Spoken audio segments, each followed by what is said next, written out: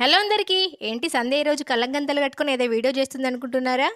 మొన్న మన లైవ్‌లోకి ఖుషి మేడం వచ్చారు. ఆ మేడం బ్లైండ్ స్టూడెంట్స్‌కి టీచర్ అన్నట్టు ఆ మేడం మనకి ఛాలెంజ్ చేశారు. కళ్ళగంతలు కట్టుకొని మీ నేమ్ రాయాలని చెప్పి.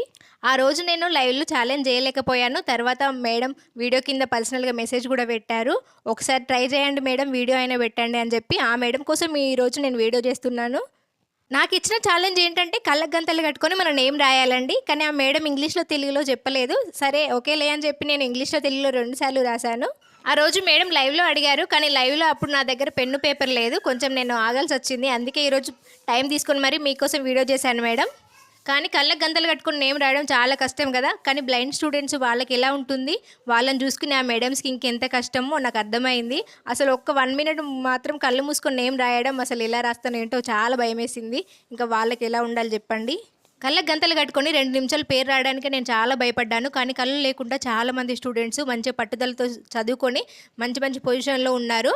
అలాంటి స్టూడెంట్స్‌కి చదువు చెప్తూ ఓపికతో వాళ్ళని చూసుకుంటున్న టీచర్స్‌కి ఇంకా హ్యాండ్స్ అప్ అండి. వాళ్ళు చాలా గ్రేటు. మీరేమంటారో నాకు కామెంట్ చేయండి. కళ్ళకు గంతలు కట్టుకొని మీరు కూడా ఒకసారి మీ నేమ్ రాసి చూడండి. మీ ఒపీనియన్ ఏంటో నాకు కామెంట్ చేయండి.